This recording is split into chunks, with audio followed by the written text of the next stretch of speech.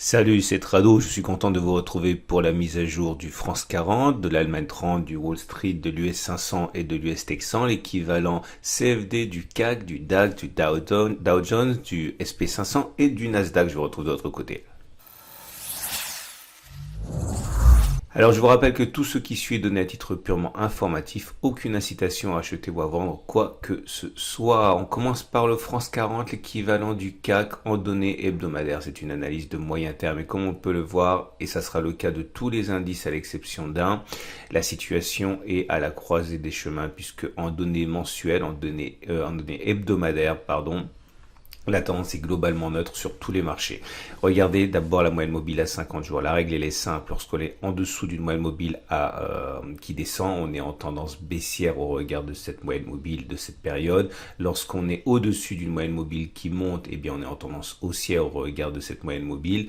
Et dans tous les autres cas, on est en tendance indécise, neutre.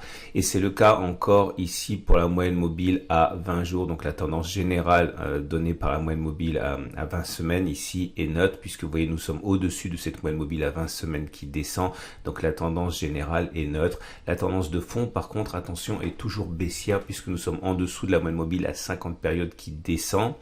C'est pour ça d'ailleurs que les attaques sont fréquentes dès que l'on attaque une résistance, puisque la plupart des traders aiment travailler dans le sens de la tendance. Et vous voyez, cette zone de résistance des 5090, 5350 a fait office d'obstacle. On le voit, on est monté, on l'a travaillé 2 semaines de suite et on a été renvoyé vers le bas. C'est une résistance car c'était un support qui a été cassé, qui a donc changé de polarité en devenant résistance. Et c'est ce à quoi on assiste ici, à proximité d'une moyenne mobile à 50 périodes qui descend, donc en tendance baissière sur cette unité de temps. Donc attention aux paris tranchés. Il n'y a pas de tendance claire sur le France 40 en données de moyen terme. Et sur l'Allemagne 30, c'est un petit peu le même constat qui s'impose. Alors tout d'abord, vous le voyez, on est au-dessus de la moyenne mobile à 20 périodes qui descend, donc on est en tendance neutre. On aurait été en tendance baissière par exemple si on avait été en dessous de cette moyenne mobile à 20 périodes qui descendait, mais ce n'est pas le cas. Elle descend bien mais on est au-dessus. Et pour la moyenne mobile la moyenne mobile à 50 périodes, la tendance de fond, c'est la même chose. On est en tendance neutre car cette moyenne mobile à 50 périodes est plate, elle n'a pas d'orientation.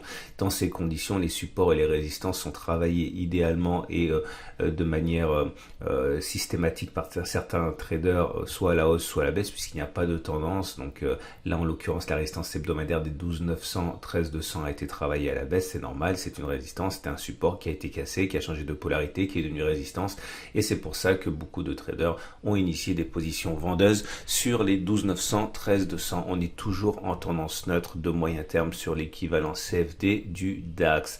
Pour le Wall Street, l'équivalent CFD du Dow Jones, même constat, au regard de la moyenne mobile à 20 périodes, on est en tendance neutre puisque la tendance est descendante sur la moyenne mobile, mais on est au-dessus. Par contre, au regard de la tendance de fond, la moyenne mobile à 50 périodes, on est neutre à baissier puisque vous voyez, on est en dessous de cette moyenne mobile à 50 semaines qui descend. Dans ces conditions, là aussi, il n'est pas surprenant de voir que les résistances sont défendues par les traders. La résistance hebdomadaire des 27 340, 28 000 a été justement l'objet de ventes spéculatives. C'était un support qui a été cassé, qui a changé de polarité, qui est devenu résistance. Et en absence de tendance claire, il n'y avait aucune raison pour que les traders se privent de cette possibilité de spéculer à la baisse sur le Wall Street.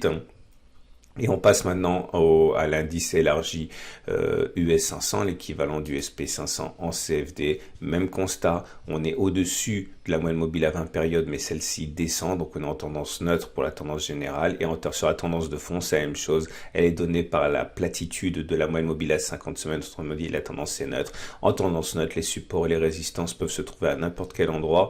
Et la résistance des 3180, 3230 a été utilisée par les traders pour initier des positions vendeuses avec pas mal de succès jusqu'à présent. On va terminer avec l'US Texan, le plus positif et le mieux orienté des indices, puisque vous voyez là par contre on est au-dessus de la moyenne mobile à 20 semaines qui monte, au-dessus de la moyenne mobile à 50 semaines qui monte, la tendance est haussière, donc il y a toujours des résistances et des supports, mais elles sont fragilisées ces résistances, et vous voyez on continue finalement de monter suite à une progression quand même assez phénoménale en l'espace de même pas 3 mois, puisque les cours sont passés de 6625 à 10 146, autrement dit une progression de 50% en 3 mois, c'est absolument inédit, hein.